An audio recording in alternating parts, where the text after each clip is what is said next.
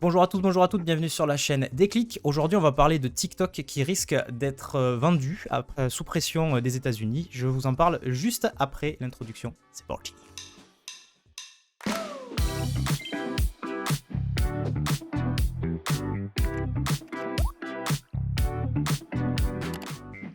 Allez, bonjour à tous, bonjour à toutes. Salut Manuel, comment ça va? Salut Anto, ça va? Très bien et toi? Ça va super. Alors aujourd'hui, un programme assez chargé. Ce qu'on va faire aujourd'hui, c'est qu'on va commencer avec un article de Presse Citron qui parle de TikTok et les États-Unis qui mettent la pression sur le groupe ByteDance. Donc tu sais, le groupe ByteDance, c'est le groupe qui détient en Oui. fait l'application TikTok, qui est une application chinoise, voilà, un groupe chinois.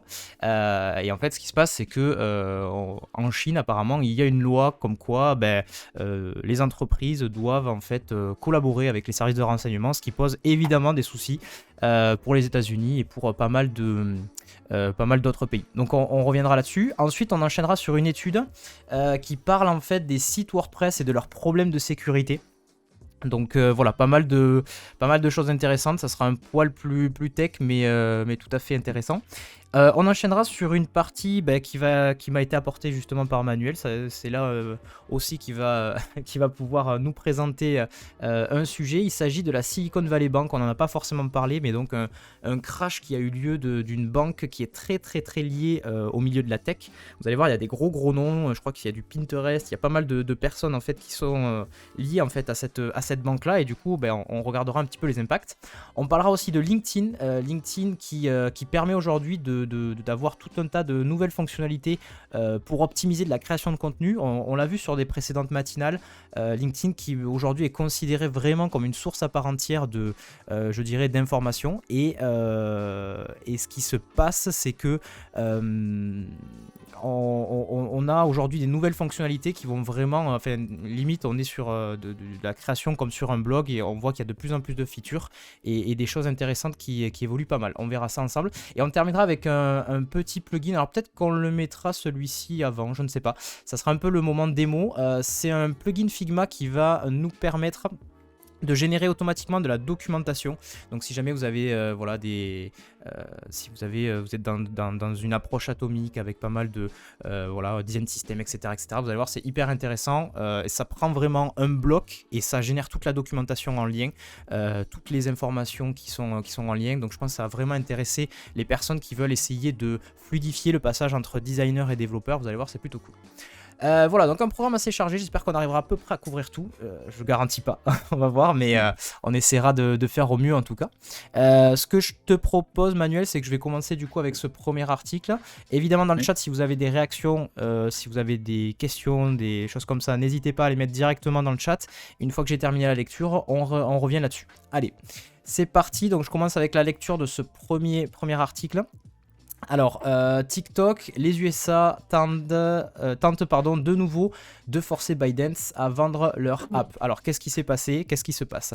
L'administration Biden a exigé mercredi 15 mars 2023 du propriétaire chinois de TikTok ByteDance la vente du réseau social à une entreprise américaine, ou tout du moins une structure à même de sortir à même de sortir l'application du giron chinois. Voilà, c'est tout le souci en fait de cette affaire, c'est que l'application est soumise en fait à cette fameuse règle chinoise qui permet aux renseignements chinois en fait de tout simplement de prendre des informations si jamais ils en ont le besoin. ByteDance est en effet basé à Pékin et selon une loi adoptée par la Chine en 2017, toute organisation ou tout citoyen doit soutenir, aider et coopérer avec le travail des services de renseignement. Dès lors, partout dans le monde, les autorités se posent des questions sur le risque qu'implique une application aussi populaire que TikTok, des préoccupations qui sont devenues particulièrement aiguës aux États-Unis depuis l'administration Trump. Donc voilà, il y avait déjà eu en fait je dirais, une histoire déjà sous l'ère de Donald Trump avec J'essaye de faire mon mot de passe pour mon gestionnaire de mots de passe, ça ne marche pas. Voilà. Avec déjà une première mise sous pression et le gouvernement Trump qui avait déjà sollicité TikTok et qui les avait menacés de tout simplement de stopper le service sur le territoire des États-Unis. Et à cette époque-là, ça n'avait pas encore pris. Donc du coup, l'administration Biden qui revient un petit peu à la charge, c'est un peu l'idée. Du coup, ce que dit l'article, donc, c'est que l'administration Biden reste très ferme sur le sujet et revient à la charge pour forcer coûte que coûte TikTok à sortir du périmètre des services de renseignement chinois.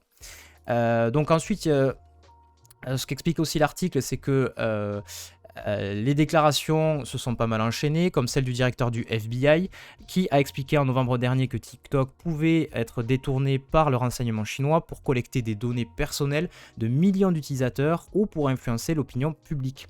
L'avenir de TikTok aux États-Unis devient donc particulièrement incertain, d'autant que le pays a déjà interdit à ses agents publics d'installer l'application ou d'utiliser le réseau social. Et ensuite, du coup, qu'est-ce qu'on a d'autre ? Donc ils expliquent en fait qu'il y a une commission des affaires étrangères qui en fait est sur le sujet et qui a voté en faveur d'un projet de loi qui permettrait, selon le parti républicain, de donner à l'administration Biden le pouvoir d'interdire TikTok à l'échelle nationale. Donc c'est pas sans conséquence et qu'apparemment ce texte est plutôt bien positionné et risque de passer. Ensuite, qu'est-ce qu'il y avait d'autre d'intéressant ? Donc côté TikTok, ils se défendent un petit peu et ils expliquent que de toute façon, c'est pas forcément le fait de changer qui va. Le fait, je dirais, de passer sous le côté américain qui changera quoi que ce soit, puisque déjà techniquement, apparemment, il y a des centres, tout le fonctionnement de TikTok passe par des centres de données qui sont basés en Chine, donc que la vraie façon, on va dire, de traiter ce problème, ça serait plus d'avoir une espèce de démarche qui permettrait, via le contrôle de tierces personnes, de tierces entités, d'aller réguler, de faire en sorte d'être bien sûr de comment les données transitent. Voilà, c'est un peu l'idée. Et donc, selon une responsable de TikTok, la meilleure manière de répondre aux craintes sécuritaires, voilà, c'est ce qu'ils expliquent à la fin, serait de mettre en place un mécanisme puissant et transparent de protection des données des utilisateurs américains, avec un suivi et une vérification par des tiers. Reste qu'au-delà des États-Unis, d'autres pays s'intéressent au cas TikTok, particulièrement en France, où on réfléchit aussi à une interdiction de l'application pour les mêmes motifs. Voilà, ça c'est un peu le cadre de ce qui se passe. Est-ce que toi déjà, Manuel, tu utilises TikTok ou pas du tout ? Alors, pas du tout. Je crois que je suis la génération. Enfin, je sais pas si c'est qu'une histoire de génération, mais en tout cas, non, je suis pas utilisateur. Ok. Et alors, toi, selon toi, là, moi, la question que j'étais en train de me poser, est-ce que tu penses que de façon au niveau légal, on l'a vu ces derniers temps que quand même le législateur, que ce soit au niveau européen ou français, peut très bien agir, voter des lois et puis interdire pas mal de choses. Est-ce que tu penses que techniquement c'est possible comme ça d'interdire sur un territoire entier, parce que ça serait pas sans conséquence en fait, tu vois, au niveau des États-Unis, je pense que TikTok est une application hyper utilisée, notamment chez les jeunes générations, donc ça aurait un gros impact pour eux, tu vois. Mais je pense que, enfin, après, comme tu l'as dit, tu vois, c'est pas la première fois qu'il y a des histoires avec TikTok, mais de manière générale, en fait, de manière plus large, j'ai l'impression, avec un peu tous les réseaux sociaux. Ouais. Et en fait, moi, ce qui me fait dire que c'est possible, c'est que tu as déjà eu il me semble que tu as déjà eu des antécédents avec Facebook, par exemple, Ouais. notamment, qui ont eu des petits problèmes avec la justice. Et donc, je pense qu'en fait, ça montre que bon, s'il y a vraiment une autorité ou voilà, quelqu'un qui décide de réguler un peu tout ça, eh ben, je pense que c'est possible. Après, évidemment, c'est pas évident. Mais voilà, après, en Europe, on a aussi l'exemple du RGPD, Ouais, bien tu vois, sûr. qui est un peu dans ce domaine-là et qui, alors je sais pas si ça fonctionne à 100%, mais en tout cas, ça donne un minimum de cadre, tu vois, pour ce genre d'entreprise, enfin de réseau, pour la gestion des données, quoi. Ok. Oh, Nico RVL qui claque son Prime. Let's go le subbing. Merci Nico, salut à toi. Merci beaucoup de soutenir la chaîne. 2e mois d'abonnement. Merci beaucoup Nico. Je clappe des mains. Bravo à toi. De bon matin, tu arrives et tu mets la barre très haute. Merci beaucoup Nico. Ouais, clairement. Moi, je le sens honnêtement, tu vois, même j'allais dire sur tous les derniers articles que j'ai lus et que j'ai vu passer. euh, que déjà j'ai l'impression qu'il y a une vraie volonté comparée à avant. Tu vois, les gens avaient l'impression en fait que les gros étaient un peu inatteignables. Et là, tu vois, je l'ai vu récemment. Ce qui m'a étonné, tu vois, c'est la démarche. Je crois que c'est Bruno Le Maire avec le gouvernement français qui a eu une démarche aussi peu sur tout ce qui est influenceur.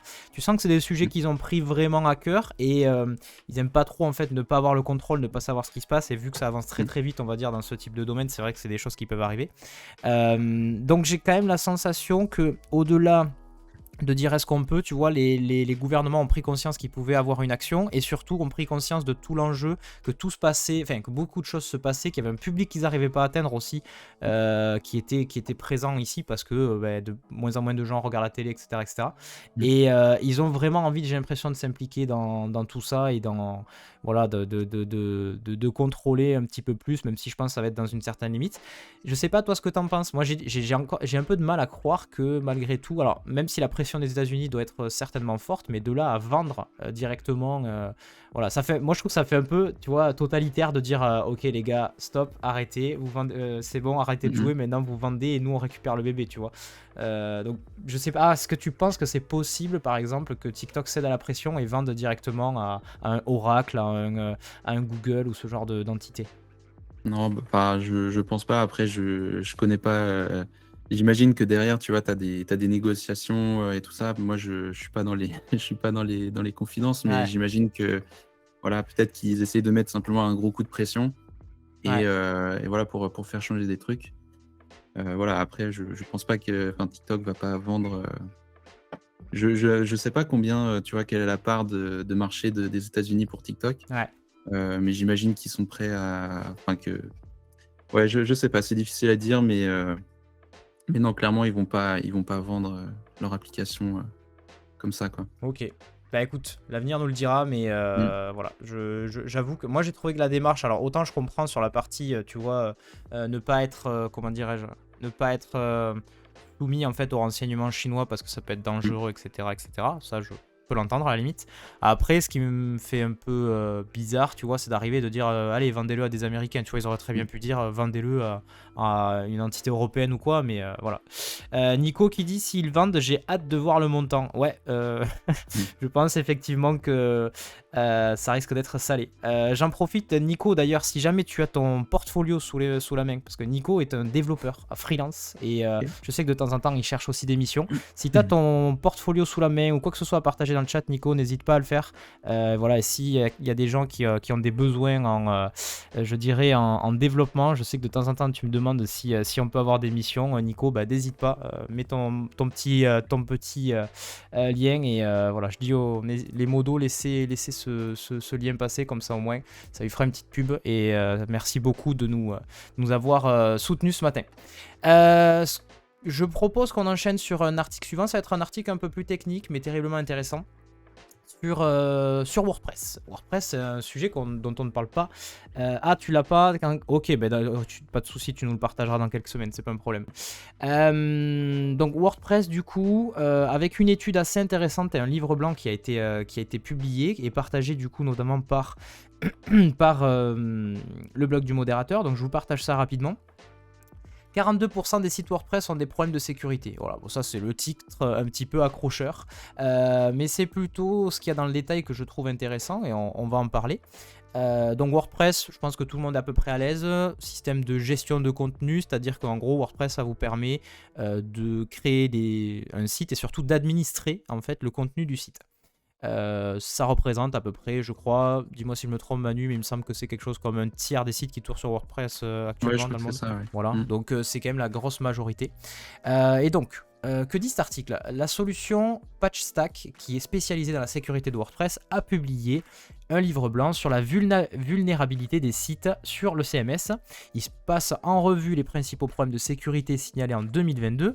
L'éditeur s'est appuyé sur les données de la PatchStack Alliance, sa plateforme de bug bounty. Donc bug bounty, c'est, on va dire, c'est un terme un petit peu sécurité. C'est une façon en fait de... Je vais vraiment grossir le truc, j'espère qu'il n'y a pas des ayatollahs de la sécurité dans le chat, mais l'idée c'est un bug bounty, ça permet en fait de tester la sécurité d'un site internet. On va soumettre ça à plein de gens qui sont un peu spécialisés là-dedans et on va leur dire allez-y, essayez de l'attaquer, quoi. C'est un peu l'idée.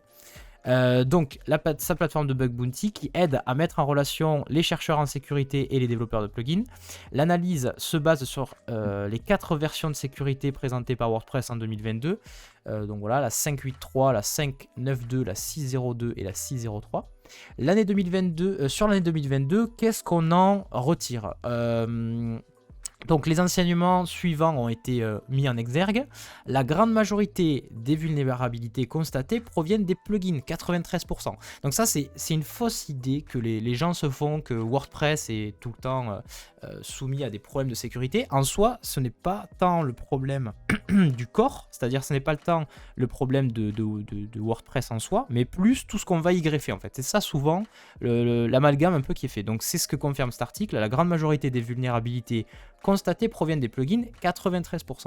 Le nombre de vulnérabilités signalées dans les plugins connus, a connu 328% d'augmentation par rapport à 2021, soit une hausse considérable en un an. 6,7% des vulnérabilités proviennent des thèmes WordPress, puisque dans WordPress, donc, il y a une notion de plugin, c'est-à-dire en gros c'est un rajout, on va dire, d'un bout de code pour rajouter une nouvelle fonctionnalité. Et il y a la notion de thème. Le thème, c'est ce qui va vous permettre un petit peu de gérer l'apparence de votre site, d'accord? Je fais grosso modo, mais et voilà, il y a ces deux notions de plugin et de thème. Très peu de bugs sont constatés au cœur de la plateforme WordPress, 0,6%. Donc ce qui confirme bien qu'en soi, c'est pas tant le problème des gens qui développent WordPress, qui sont, je pense, des gens très compétents, qui arrivent à développer un CMS entier qui tourne plutôt pas mal de base. Donc 0,6% des bugs proviennent du corps en lui-même. 26% des plugins présentant des vulnérabilités critiques n'ont jamais reçu de correctif et 42% des sites WordPress ont au moins un logiciel vulnérable installé. Donc souvent c'est ça l'amalgame, c'est ce que je vous dis, c'est que c'est pas tant en fait WordPress le problème, mais surtout ce qu'on en fait et qu'est-ce qu'on utilise avec WordPress. Dans son étude, l'éditeur insiste sur la responsabilité des utilisateurs de la plateforme, qu'il s'agisse de développeurs de sites web ou de créateurs de plugins et de thèmes. Lors de la précédente étude portant sur l'année 2021, PatchStack notait que près d'une vulnérabilité sur 2 était de nature XSS, donc là c'est un peu technique, on ne va pas rentrer là-dedans. L'insertion d'un code malveillant dans les sites web, et en 2022 cette part a baissé, et désormais ce sont les failles CSRF qui représentent la menace de sécurité la plus importante. Pour rappel, le CSRF est une faille qui consiste à forcer un utilisateur authentifié sur un site à exécuter une action spécifique à son insu. Donc l'exemple typique d'un CSRF, c'est vous recevez un email qui vous dit de cliquer à tel endroit, voilà, et en fait c'est fait dans le but de vous faire des actions à votre insu parce que vous êtes déjà connecté sur tel ou tel site. Voilà, c'est un exemple assez classique. Qu'est-ce qu'il y avait d'autre après? Oui, donc pour conclure, le spécialiste de la sécurité sur WordPress note d'autres enseignements à retenir. Tout d'abord, PatchStack insiste sur les dangers des plugins abandonnés. En effet, si ces derniers sont supprimés du répertoire WordPress, ils restent actifs sur les sites qui les ont téléchargés. Donc potentiellement, vous pouvez avoir encore des plugins WordPress qui traînent sur des repos GitHub, sur ce genre de choses. Ainsi, ils sont particulièrement vulnérables aux attaques et n'ayant pas de mise à jour disponible, donnent l'impression à l'utilisateur qu'ils sont à jour. A contrario, PatchStack souligne une meilleure implication des acteurs de l'écosystème dans la sécurité de WordPress, et l'éditeur souligne notamment le travail des services d'hébergement WordPress dans l'alerte de leurs clients sur les vulnérabilités de leur site. Voilà pour cet article. Est-ce que toi, Manuel, tu as déjà pratiqué un petit peu WordPress? Est-ce que tu as développé un peu sous WordPress ou pas du tout? J'ai déjà développé sous WordPress, mais très rapidement. Moi, j'ai un peu du mal avec l'outil, mais par contre, c'est vrai que c'est un très bon CMS qui marche bien depuis des années, donc voilà. Ok. Et tu étais déjà, alors quand ta petite expérience, on va dire, sous WordPress, tu as déjà testé un peu les systèmes de plugins, les thèmes, ce genre de choses, etc. Ouais. Tu captes un peu l'idée du truc? Ouais. En fait, ça, c'est vrai que c'est très pratique, et ça permet à des gens même à des développeurs, tu vois, des gens qui veulent installer une fonctionnalité rapidement, de le faire rapidement sans besoin de technique en particulier. Donc c'est vraiment chouette pour ce côté-là, quoi. Ok. On a un commentaire de Nico qui dit qu'il y a un épisode de Double Slash qui est sorti sur WordPress en 2023. Ok, je ne connais pas Double Slash, j'imagine que c'est un podcast, non, je sais pas. Fais voir, je tape ça, Double Slash WordPress. Ouais, parce que, alors moi, tu vois, j'ai quand même des exemples relativement palpables et concrets, tu vois, mais par exemple, j'ai travaillé dans je travaille dans un groupe bancaire qui a aujourd'hui, en fait, fait tourner toutes ces, je dirais, toutes ces Yes Podcast. Ok, si tu as le lien, Benta, je veux bien que tu le mettes dans le chat, ça peut être intéressant pour les gens. Qui fait tourner tous les sites des caisses régionales de ces banques sur du WordPress.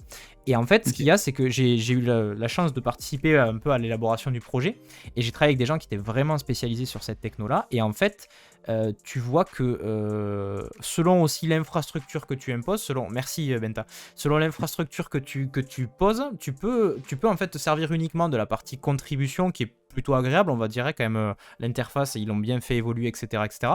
Mais après, tu vois, complètement décorréler en fait toute la partie affichage, et puis vraiment isoler, on va dire, ton WordPress. Enfin, nous, je sais que c'est ce qu'ils faisaient, c'est que vraiment c'était dans une zone dématérialisée, un truc auquel tu pouvais pas avoir accès si t'étais pas authentifié sur VPN ou ce genre de choses.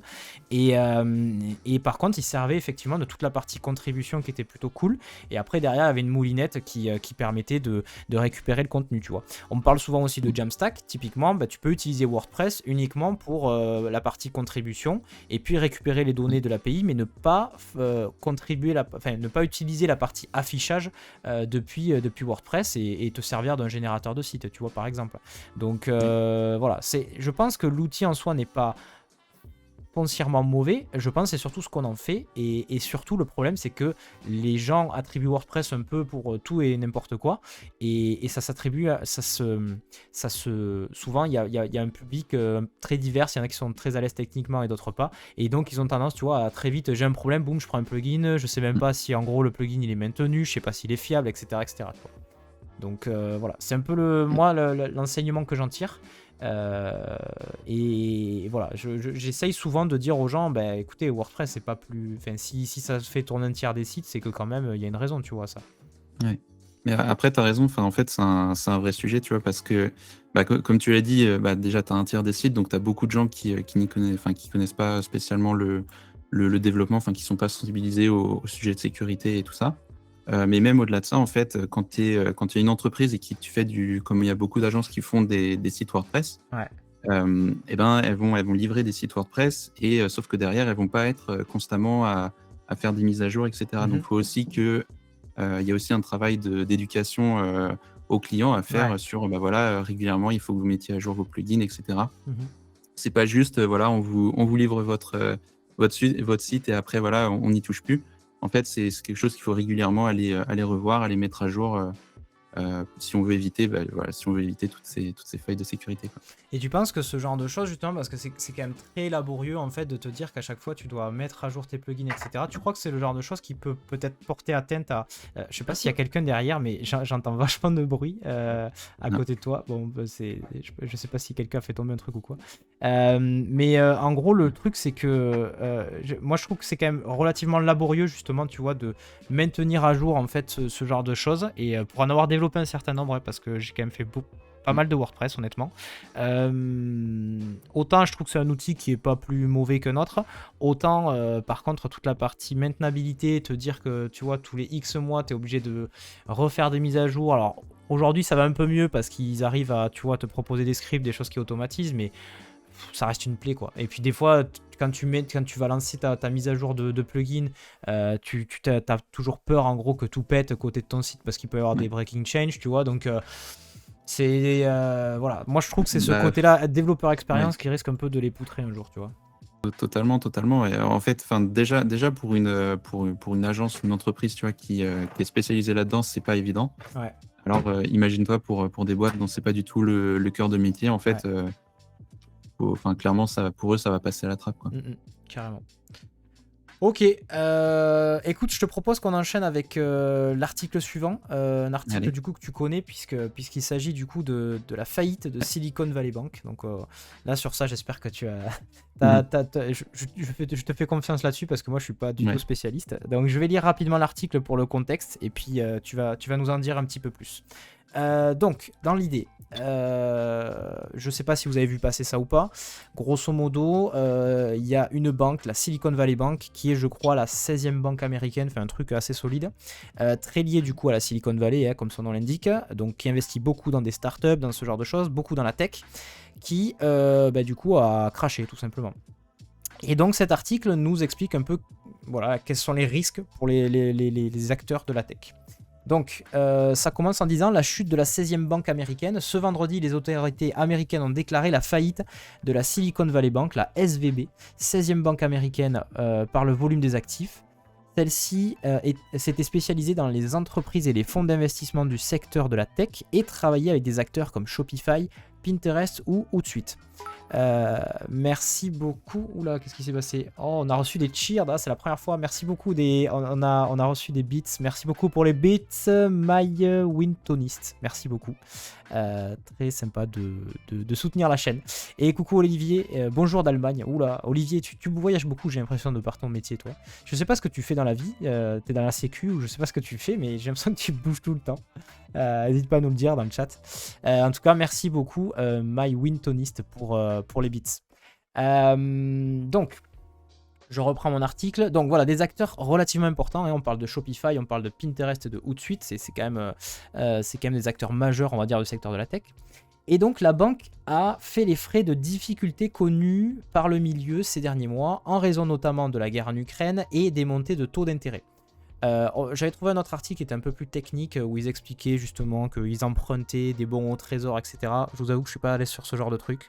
Retenez juste que, étant donné qu'il y a eu de l'inflation, eh bien, disons que ça leur a pas été favorable. Récemment, la Silicon Valley Bank, donc la SVB, a dû faire face à des retraits massifs de la part de ses clients qui l'ont mené à une situation d'instabilité. Une annonce de la banque expliquant qu'elle cherchait des liquidités pour faire face à ces retraits a fini de les achever et lui a fait perdre du coup 60% à la bourse de New York dès le lendemain.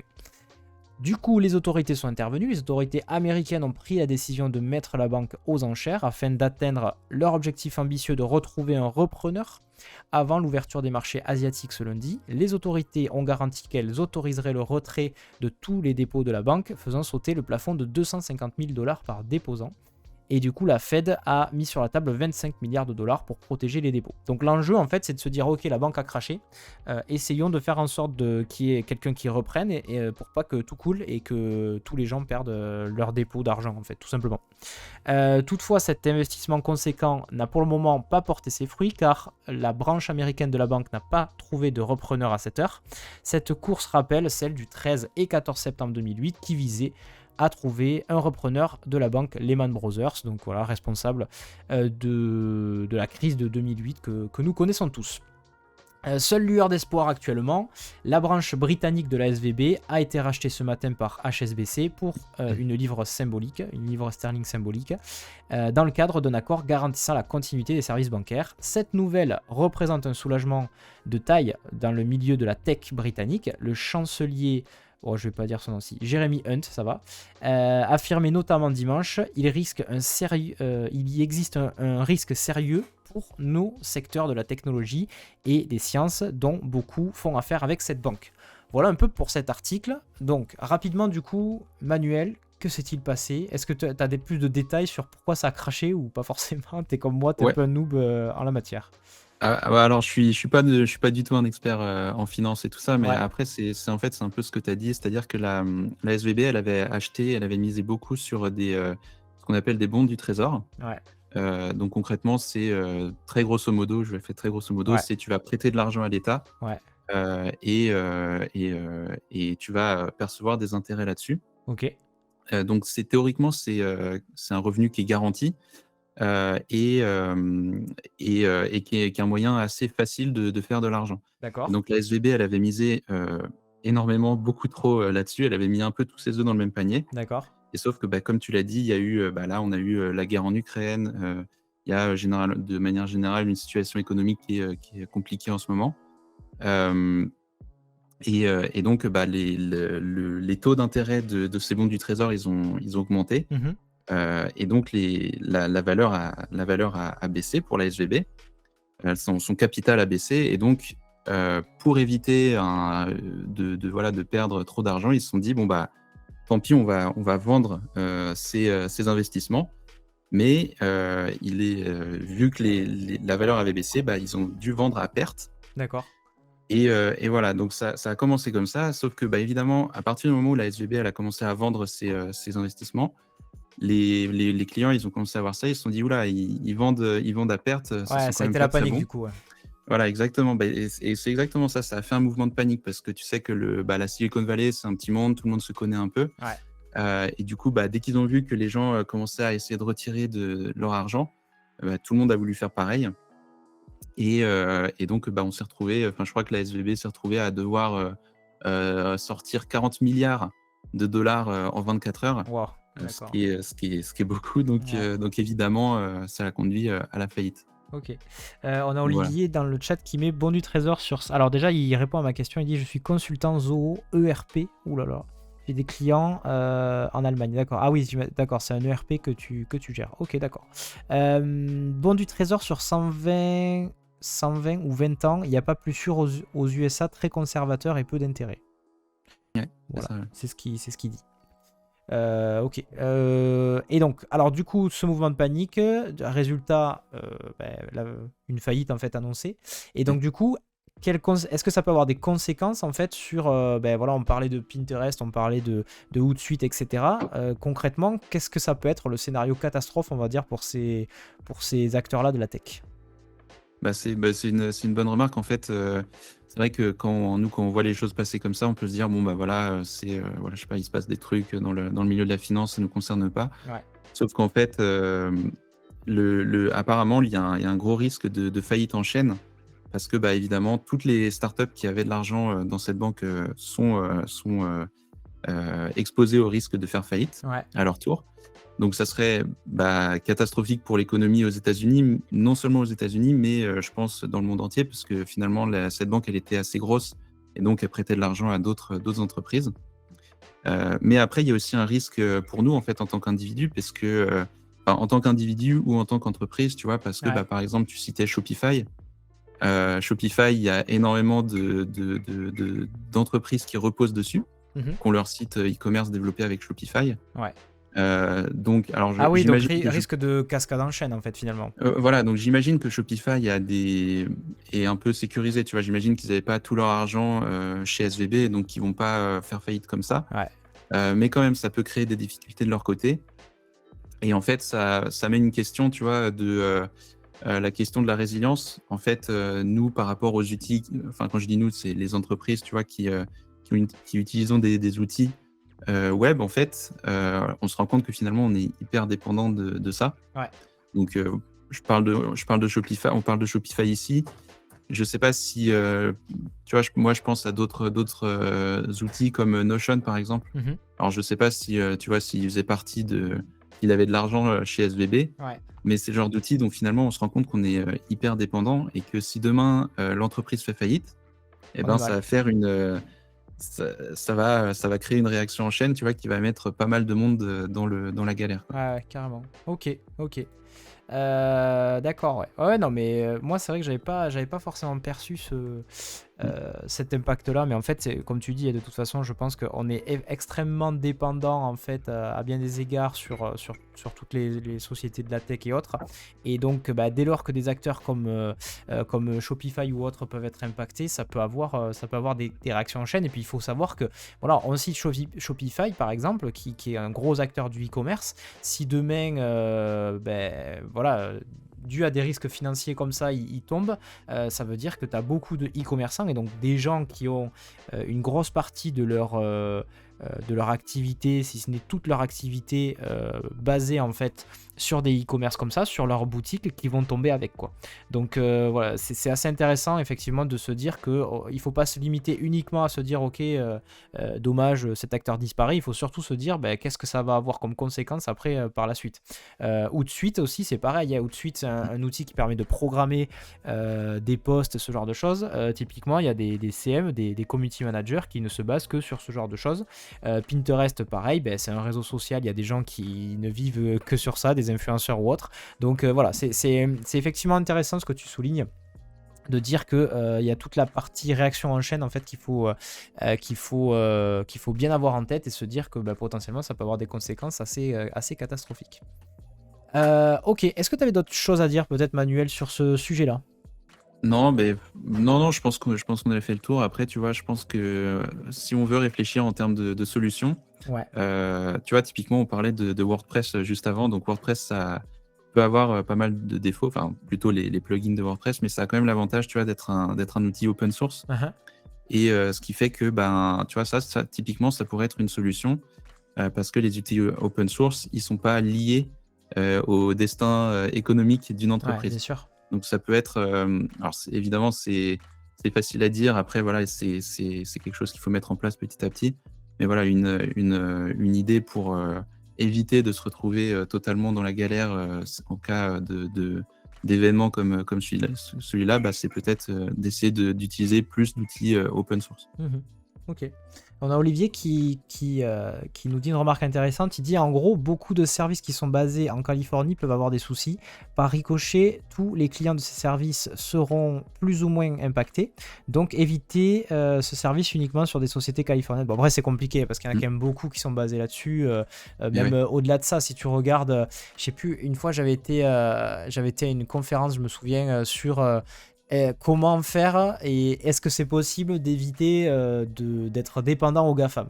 Et genre en gros Ouais. t'es là, bon ok, j'arrête Google, j'arrête ceci, cela. Et en fait tu te rends compte que t'as 1 milliard de choses que tu utilises qui eux-mêmes en Mais fait ouais. sont basées dessus. Tu vois, typiquement AWS par exemple, donc le service Mm. cloud d'Amazon, ils sont partout quoi. C'est vraiment un truc de fou, Ouais. genre sur tous les services. Et donc la conclusion en fait de ce talk, spoiler alerte, c'était en gros il est On peut possible de pas. réduire, Mhm. mais tout stopper, c'est très compliqué, tu vois. Ouais, Genre, typiquement, si je te clairement. prends l'exemple de, comment ça s'appelle, des téléphones, si tu as besoin d'un smartphone, 80%, je crois, du parc aujourd'hui, c'est basé sur Android, donc Google.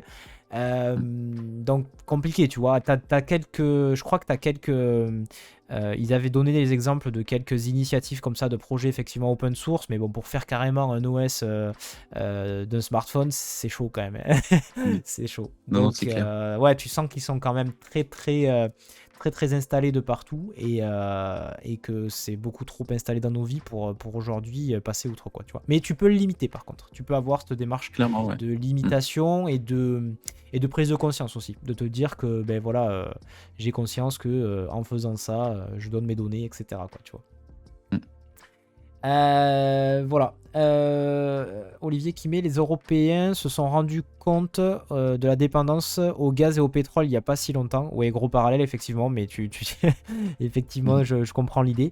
C'est pour ça que Apple, par exemple, avec iCloud, a des serveurs chez Microsoft, Google et Amazon pour diversifier et mitiger le risque. Ben oui, surtout que eux, ils ont d'autres enjeux qui sont, ben voilà, tu t'appelles à Apple, de même pour une raison X ou Y, tu peux être en froid, on va dire, avec d'autres de tes concurrents. Et donc, diversifier comme ça pour éviter de tomber, c'est limiter les risques, effectivement. Ok, très intéressant tout ça. Je te propose une chose, est-ce qu'on ne se ferait pas une petite démo et après on terminera peut-être sur l'article de Ouais. LinkedIn. Allez. Donc je te propose, ouais, du coup je vais faire ma petite démo. Je voulais vous partager ce matin un plugin que j'ai découvert, un plugin Figma. Donc s'il y a des gens qui sont un peu... voilà, sur qui utilise cet outil, je pense qu'aujourd'hui ça a quand même pas mal pignon sur rue. Vous allez être heureux de découvrir ce plugin qui s'appelle HShapespec. Je l'ai découvert il y a littéralement quelques minutes avant le stream, j'ai vu passer ça. C'est Figma qui a partagé ça. Donc je vous montre ça rapidement. Hop, je vais cleaner, je vais ouvrir mon petit, comment ça s'appelle, mon petit Figma. Hop, comme ça vous allez voir ça. Allez, ah il veut pas lui. Hein. Pourquoi tu veux pas partir, s'il te plaît? Qu'est-ce que j'ai fait avec mon Mac? Attendez, hop. Voilà. On va y arriver. Non, il veut pas. Bon, comment je vais faire? Je vais le réduire. C'est l'effet démo, exactement, Manu. Désolé, j'avais coupé ton micro parce que j'entendais pas mal de petits bruits. Voilà, c'est bon, j'y suis. Alors, ce que je voulais vous expliquer. Donc, en gros, vous êtes dans une situation où vous allez développer, par exemple... je sais pas, vous allez travailler sur un petit composant, typiquement, voilà, avec une image, un texte. Je vais faire quelque chose de simple. Mon super titre, hop. Voilà, donc mon composant, il va avoir un petit titre, hop. Non, je le mettrai noir après. Je vais insérer typiquement, imaginons une petite image. Tout est petit, je sais pas pourquoi je dis toujours petit. Hop, Unsplash. Je vais mettre un petit animal, une tortue par exemple. Voilà. Hop. Ok. Et puis mon composant, il peut peut-être... alors, voilà, on va faire un truc comme ceci. Et peut-être qu'il peut y avoir une description aussi. Allez, soyons fous. On va aller sur générer du lorem ipsum. Hop, lorem ipsum. Il doit y avoir des plugins pour ça, à mon avis. Mais bon, j'ai un peu la flemme. Voilà. Tac. Je vais prendre... hop, un peu de lorem ipsum. Ok. Allez, là, décidément, j'y arrive pas. Hein. Voilà. Hop. Donc je le colle ici. Donc ça va être, on va dire, mon paragraphe. Ok, donc peut-être une taille un peu plus petite, style du 16, quelque chose comme ça. Ok. Je vais réduire un peu la taille. Hop. Ok, donc là, j'ai fait mon petit composant. Je vais faire un auto-layout. C'est ce qui me permet de caler directement tout bien aligné. Je vais lui mettre un petit fond. Je vais gérer un peu les espacements. Donc je vais mettre un truc style 80. Ouais, 80, ça fait beaucoup. Je vais faire peut-être un 16. Hop, tout centré. Et ensuite, je vais mettre un petit fond. Voilà. Et je vais changer la couleur de mes textes, sinon je vais pas y voir grand chose. Voilà. Donc grâce à l'auto-layout, je peux aussi gérer les marges intérieures, par exemple. Hop. Voilà, pour avoir un truc un peu plus clean. Ok, ça, imaginons c'est mon composant. C'est pas la dinguerie, je vous avoue, mais ça fera bien le taf pour la démo. Donc j'ai ce petit composant card, je vais le renommer card. Hop. Et puis je vais en faire un composant. Qu'est-ce que ça veut dire? C'est que la notion de composant dans dans Figma, pardon, c'est que en gros je peux l'avoir à un endroit, ok. Et puis ensuite si je le duplique, par exemple, si je le mets à cet endroit-là, imaginons que je vais faire toute une interface comme ça, je peux le dupliquer X fois, je peux le mettre comme ça dans un auto layout, tac tac tac, voilà. Et puis ensuite je peux, hop, dupliquer ça, pareil, dans un auto layout, hop. Tac, tac, tac. Et voilà, j'ai ma grille. Et ce qu'il y a de bien, en fait, c'est que en ayant cette approche de composant, vous allez pouvoir ici changer une fois les choses. Et hop, ça va se faire partout. Si jamais je change ma couleur, tac, tac, tout est impacté. Et comme ça, j'ai pas besoin de revenir et tout refaire. Ok, ça, c'est le principe du composant. Donc, j'ai mon petit composant qui est ici. Ça, je supprime, j'en ai plus besoin. J'ai mon petit composant qui est ici, qui s'appelle card. Je vais faire une instance et je vais faire appel à un plugin. Hop. Alors si vous ne connaissez pas le raccourci, c'est Magi, c'est plutôt intéressant Magi parce que ça vous permet d'accéder directement à votre liste de composants, à vos plugins et aux widgets Figma. Et donc dans les plugins, je vais faire appel à celui-ci, 8 Shapes Spec, c'est pas facile à dire mais ça vaut le coup. Je le run et voici ce qui va se passer. En fait, il va prendre mon petit composant, il va me créer toute une spec, c'est-à-dire toute une documentation en fait directement, juste en lui passant, c'est ce qui est assez ouf, juste en lui donnant le petit composant ici, il va aller récupérer toutes les informations. Donc déjà il sait qu'il s'appelle card, je l'ai renommé en card, hop, il va mettre un petit titre, il va me faire une documentation en m'indiquant en fait, voilà, on a le numéro 1, hop, je viens ici, j'ai un background color avec tel hexadécimal, etc., etc. Il va prendre le titre, il va donner toutes les informations qui sont liées en fait à chacun de mes petits, je dirais, sous-composants, enfin en gros de ce qui compose mes composants. Et il va aller encore plus loin, il va aller détecter aussi toute la partie layout et espacement, et il va faire un petit schéma comme ça en m'expliquant, ok, ben là j'ai 16 pixels, j'ai du 32, j'ai du 24, etc. etc. Et ça, je trouve ça super intéressant. Déjà dans une démarche effectivement de design system, si jamais vous avez l'envie de vous monter votre propre design system, si vous avez une approche atomique, etc. Mais au-delà de ça, si demain vous voulez par exemple indiquer à vos développeurs voilà, les principales informations, arriver à générer ça de façon tout à fait automatique, ça peut être très intéressant. Comme ça donne toutes les informations à vos devs et ils n'ont plus qu'à regarder ça. Et ils voient directement en fait comment est-ce qu'ils doivent développer ou intégrer tel ou tel composant. Donc voilà, je trouvais ce plugin assez intéressant. Je sais pas si tu le connaissais toi Manu ou pas du tout. Non. Non, je connaissais pas. Mais est-ce que le chef de projet que tu deviens est intéressé par ce genre de choses? Eh bah, carrément. Ouais, enfin, chef de projet, oui, mais enfin, dev, moi j'aurais adoré pour avoir bossé avec pas mal de boîtes différentes qui chacun avait leur manière de travailler sur Figma un peu différente. Ouais. Je sais qu'en tant que dev, c'est hyper confortable d'avoir quelque chose de bien fait, de bien carré comme ça, parce que sinon tu dois un peu deviner depuis les maquettes et tout ça, quoi. Ah ouais. carrément. Et Ah, après, pour gérer des projets, effectivement, c'est génial parce que tu peux automatiser une bonne partie de tes specs techniques au final mhm. et lever un peu toutes les ambiguïtés qu'il peut y avoir sur le design d'un site, d'une appli, Ouais. ou quoi que Non ce soit, mais quoi. Figma est assez puissant pour ça. Le développement de plugins te permet Mmh. de faire des choses d'automatiser un certain nombre de choses qui sont assez cool, je dirais. Et voilà. Et pour le tester aussi en ce moment, donc je t'avais fait une démonstration, mais pareil, hein, tu peux générer Mmh. des visuels comme ça un petit peu à la volée. Et c'est assez accessible, je dirais, de Ouais. développer des plugins. Franchement, c'est une techno pas trop compliquée. Et derrière, c'est du HTML, CSS, un peu de JavaScript et voilà, et franchement, ça se fait super bien. Donc voilà, je voulais partager ce petit plugin. N'hésitez pas à le tester de votre côté si vous avez voilà, besoin de générer de la documentation, ce genre de choses. Ça s'appelle 8 Shapes Spec et ça marche relativement bien puisque vous avez vu que vraiment en un clic, j'ai juste eu en fait à prendre ma petite instance. Alors il faut pas prendre le composant, il faut vraiment prendre une instance et hop, j'ai juste à run mon plugin et hop, il me génère directement la documentation tout comme il faut. Donc effectivement, ben, pour vos specs clients, ça peut être un super outil à avoir dans la besace. Voilà un petit peu pour cette présentation et pour cet instant démo. On va conclure avec un dernier article, du coup, si jamais, si tu le veux bien, Manuel, qui Oui. porte Mmh. sur LinkedIn, que tu connais, et du coup, un article d'Abondance. Alors, Abondance, c'est une belle ref, on va dire, en matière de SEO. Voilà, c'est un blog relativement connu et coté pour toute la partie SEO. Et donc, du coup, l'objet de cet article, c'est de dire LinkedIn permet désormais d'optimiser les articles pour le SEO. Donc ils ont sorti un certain nombre de fonctionnalités plutôt intéressantes.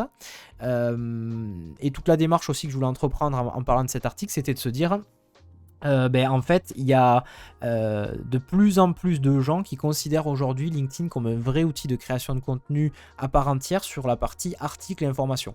Et du fait que Twitter a de plus en plus de mal aujourd'hui à se faire respecter, on va dire, parce qu'il se passe beaucoup de choses et beaucoup de gens fuient aujourd'hui Twitter pour la partie veille d'information, ben, il y a d'autres acteurs comme ça qui se positionnent. Et donc, cet article, je l'ai trouvé plutôt intéressant. Il cite en fait tout un tas de fonctionnalités qui ont été rajoutées récemment.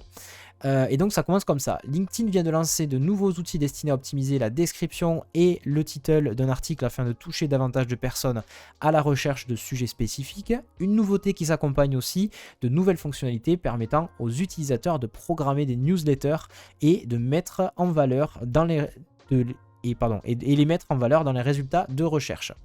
Donc du coup, dans un post publié le 23 février dernier, Keren Baruch de LinkedIn a officiellement annoncé de nouvelles fonctionnalités déjà évoquées à la fin du mois de janvier par Search Engine Land, destinées à améliorer la visibilité des utilisateurs et simplifier leur action de communication. Ces nouveautés concernent principalement la personnalisation et la mise en place d'articles et de newsletters. Donc d'abord, ce dont on parle, c'est d'une fonctionnalité qui permettrait d'optimiser vos titres SEO et donc vos descriptions SEO, donc ça s'appelle comme ça, enfin c'est l'interface un peu, et c'est accessible en fait quand vous créez un article. Il faut aller dans les préférences et donc c'est directement accessible à cet endroit-là. Et donc vous avez un peu cette petite interface où on vous suggère en fait voilà, un titre plutôt optimisé en termes d'SEO. Ensuite, il y a d'autres nouveautés qui sont apparues. Précédemment réservé aux posts, la planification est désormais étendue aux newsletters, puisque en fait sur LinkedIn vous pouvez créer des posts classiques, mais vous pouvez aussi créer des articles. Et donc ils ont étendu effectivement cette planification aux newsletters et aux articles pour faciliter la publication à des moments opportuns et surtout voilà, pouvoir par exemple travailler, créer tous vos articles à un moment et puis les programmer pour qu'ils soient publiés automatiquement dans la semaine. L'abonnement à la newsletter est simplifié aussi grâce à une URL et un bouton à insérer sur LinkedIn ou n'importe quel autre site afin de permettre aux internautes de s'inscrire d'un clic simple. Alors moi je savais même pas déjà qu'il y avait cette notion de newsletter, autant les articles je savais, mais cette notion de newsletter, peut-être que Manu tu nous en diras un petit peu plus. Les newsletters sont désormais affichés et accessibles depuis les résultats de recherche, notamment en cas de recherche portant sur le nom du profil à l'origine de la publication. Et puis, autre nouveauté, la personnalisation des activités affichées sur le profil. LinkedIn a modifié sa section activités pour favoriser la visibilité des contenus. L'utilisateur a notamment la possibilité de choisir le contenu qu'il souhaite mettre en avant dans cette section, qu'il s'agisse d'images, de vidéos, de commentaires, de documents ou de newsletters. Vous n'avez pas encore constaté ce changement de votre côté, pas d'inquiétude, cette mise à jour devrait être accessible à l'ensemble des membres dans les prochaines semaines. Voilà un peu pour ces nouveautés. Alors, est-ce que tu savais, toi, qu'il y avait cette notion de newsletter est-ce que tu l'as déjà utilisé ou pas, Manu? Parce que moi, je connaissais pas Alors, du tout. je sais qu'elle existe parce que je reçois régulièrement, tu vois, des demandes d'abonnement à des newsletters diverses et variées. Ok, Mais par contre, je l'ai jamais utilisé et voilà. Après, je pense que ça fait partie, tu vois, d'une stratégie globale de LinkedIn de se dire bon, bah, on va essayer de donner tous les outils possibles aux créateurs de contenu ouais, directement depuis la plateforme pour, faire distribuer du contenu à leur audience, en fait. ok. Voilà, après je t'avoue que je l'ai jamais utilisé, donc je sais pas trop, comment ça Ouais, bah, comment ça marche, je quoi. te dis, moi aussi, j'ai découvert ça. En fait, alors quand tu crées, là tu vois, je suis rapidement sur LinkedIn, quand tu Mmh. crées, en fait, tu vas écrire un Mmh. post classique, tu as la possibilité aussi de rédiger un article. Alors, attends, c'est Mmh. ici, voilà, dans tes petites features du bas, tu peux rédiger un article. Et du coup, une fois que tu l'as fait, en fait, tu arrives dans cette interface qui a une espèce de RTE, là, Mmh. un Rich Text Editor. Tu peux mettre du gras, machin et tout. Et donc, il y a cette option de créer une newsletter également. Et après, toute la partie SEO, ça se situe ici. Tu as menu de publication, tu vas dans les préférences et donc c'est là que tu peux effectivement taper ton article et avoir quelque chose d'optimisé au niveau SEO. Donc, moi, j'ai découvert un petit peu tout ça. Je savais pas qu'on pouvait faire ça et je trouve ça intéressant de se dire que tu peux créer ta newsletter depuis LinkedIn parce qu'en fait, c'est un outil complètement intégré, surtout pour le partage. Après, je pense, c'est pour qu'il y ait plus de gens qui viennent. En fait, c'est beaucoup plus facile en fait de passer par ça plutôt que par un outil tiers, quoi. Tu vois. Carrément, ouais. Je savais que les posts LinkedIn aussi, en fait, apparaissent, dans les pages Google. Ouais, Donc finalement, ils sont aussi impactés par le SEO. Par contre, tu pas de possibilité de modifier un title ou, une description. ok. Mais voilà, ils apparaissent aussi et du coup, en vrai, c'est intéressant parce que du coup, ça te donne une visibilité au-delà de ton réseau LinkedIn. Mhm. Ça peut te donner une visibilité. Typiquement, il y a beaucoup de gens sur LinkedIn qui vont faire des mini tutos ou des trucs comme ça, tu vois? Ben, ça leur permet d'apparaître sur Google, du coup, Ouais, en plus d'être distribués sur leur propre réseau, LinkedIn. ok. Ok. Et après, toi, ton utilisation de LinkedIn, est-ce que tu t'en sers aussi comme une source d'information avec l'actu, etc. Ou est-ce que tu as d'autres moyens après de te sourcer? Ouais, alors j'ai d'autres moyens de me sourcer, mais après effectivement LinkedIn, je pense que c'est un très bon moyen, de récupérer de l'info. Donc bah, c'est un peu comme Twitter en fait, tu t'abonnes vraiment aux personnes qui parlent de sujets qui t'intéressent, Ouais. et c'est un très bon moyen en fait d'avoir une petite actualité, un petit résumé, de ce qui se passe quoi dans les domaines que tu suis quoi. Et alors après, toi, tu crées du contenu aussi sur LinkedIn assez régulièrement. C'est quoi ton expérience en tant que créateur là pour le coup? Ouais, alors moi en ce moment j'ai un peu, fait une pause là-dessus, mais je publiais sur, des sujets de développement, de la Jamstack, et cetera. Ok. Et en fait, c'est quelque chose que j'ai commencé à faire parce qu'avant je travaillais en tant que freelance Ouais. et je me suis rendu compte que, quand on est freelance, quand on est développeur, on est beaucoup dépendant des plateformes comme, Malt, Comet, et cetera, qui souvent, eux, vont prendre des commissions. Mhm. Et donc pour se sortir un peu de ça, moi je m'étais dit: «Ben, on peut jouer sur un outil hyper puissant qui sont les réseaux sociaux», Mhm. et notamment LinkedIn, puisque LinkedIn, c'est un peu le réseau, des professionnels. Ouais. Pas qu'un peu d'ailleurs, enfin c'est c'est totalement le réseau des pros. Ouais. Et donc je m'étais dit voilà, l'idée c'était de me faire de la visibilité via ce réseau, D'accord. pour trouver des clients. Ok. Et, C'est quelque chose et qui ça t'a apporté concrètement? ça m'a apporté concrètement, ouais. Ah ouais. Ok. Et je pense que c'est un outil que très, très peu de développeurs utilisent, Mhm. de cette manière. Et je pense que effectivement, moi je pense que c'est quelque chose, qui devrait au moins considérer parce que, c'est plutôt efficace. Ok. Ok. Oh ouais, non, mais après, moi je trouve que la portée aussi sur ce genre de réseau est plutôt cool. Mmh. J'ai l'impression que comparé à d'autres, tu vois, il y a beaucoup plus de. Je sais pas comment te dire au niveau des algorithmes, si ça change, s'ils ont changé quelque chose ou quoi que ce soit, mais tu vois, par rapport, quand je poste sur d'autres réseaux où j'ai l'impression que c'est un peu plus aléatoire, ou bien il faut vraiment qu'il y ait un gros engagement d'entrée, là vraiment LinkedIn, tu vois, tu as un réseau, tu as des gens avec qui tu te connectes, qui donc acceptent en fait d'être en lien avec toi, avec ton contenu. Ben vraiment, j'ai l'impression qu'en tant que personne, en tout cas pas en tant que page LinkedIn, mais en tant que profil de personne LinkedIn, il pousse énormément le contenu, tu vois, et du coup, ça te donne une autre visibilité, Mm. et ça te permet aussi de garder le contact avec d'autres personnes avec qui tu as été au boulot, quoi, tu vois. Ouais. Donc, Ce qui est intéressant avec LinkedIn, tu vois, c'est que c'est à la fois un réseau viral et en même temps, tu peux prédire plus ou moins les résultats que tu vas avoir. Bon, alors, ah tu ouais, peux jamais vraiment prédire à 100%, c'est-à-dire que tu peux publier un contenu qui va d'un coup exploser. ouais, Mais de manière générale, en fait, si tu es régulier et que tu postes sur des sujets, toujours à peu près les mêmes sujets, tu peux prédire à peu près le nombre de vues, de likes que tu vas faire. d'accord. Et donc, je pense qu'il a ce côté intéressant. Et puis le côté aussi effectivement viral qui peut, puisque ça marche par cercle de réseau, en fait, tu peux très vite te retrouver dans le fil d'actualité de d'autres personnes que tu connais pas du tout. Ouais. Un peu comme TikTok, Ouais, dans genre une, un like par exemple de quelqu'un qui a un peu de portée peut t'apporter énormément, il y a une grosse viralité, quoi. ouais, c'est ça, ouais, Ok. exactement. Ok. Ok. Bah écoute, voilà. En tout cas, moi, ça fait plusieurs fois que je le dis sur des matinales, mais je le sens vraiment dans les articles que je lis. Et on sent qu'il pousse, hein, tu le vois avec ces Ouais, nouvelles fonctionnalités, que LinkedIn devient de plus en plus, se positionne vraiment comme un acteur carrément. majeur d'une source d'information, quoi. Au-delà du côté juste Mmh. poster, c'est vraiment limite, tu vas voir ton petit blog sur LinkedIn, et ouais, j'ai l'impression que c'est un peu ce qui risque d'arriver. Ouais. Écoute, ce que je te propose, on va conclure sur ce live. J'ai juste une ou Ouais. deux infos à vous faire passer. D'abord, j'ai vu cet article de 01net, plutôt intéressant pour vous, je pense, qui parle de Firefox Relay, que je ne connaissais pas, qui va être intégré à Firefox. Et en gros, c'est une espèce de petit module qui peut vous permettre de générer des adresses mail factices. Et donc, en gros, vous allez vous inscrire, imaginons, sur un site, vous avez peur de vous faire spammer ou autre, vous générez un mail qui va rediriger en fait les mails reçus sur votre adresse, votre vraie adresse. Et si jamais vous constatez que là où vous êtes inscrit, ben, c'est trop spammy et que vous en avez marre, hop, vous pouvez couper en fait cette adresse, cette fausse adresse. Voilà. Donc ça s'appelle Firefox Relay. N'hésitez pas à aller tester ce service-là. Et maintenant, c'est directement intégré à Firefox. Par contre, de mémoire, il faut quand même installer un petit plugin. Voilà. Donc j'ai pas trop bien compris. Ils disent que c'est directement intégré, mais qu'il faut installer Mmh. un plugin. Bon, dans tous les cas, je trouve la feature plutôt intéressante. Toi, je pense que Manu, c'était comme moi, tu dois t'inscrire à pas mal de choses, et au bout d'un moment, tu te fais spammer un peu par tout ça, quoi. Carrément. Donc Mmh. voilà, c'est un outil qui peut être hyper intéressant.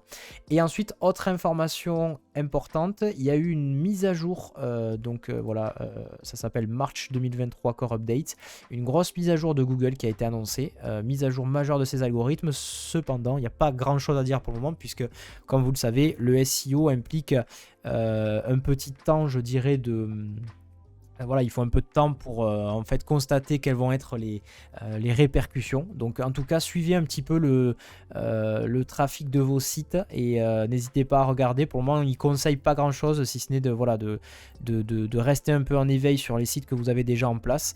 Et après, bah, très certainement, il y a des tendances qui se dégageront si jamais il y a des impacts de la part qui proviendraient de cette mise à jour.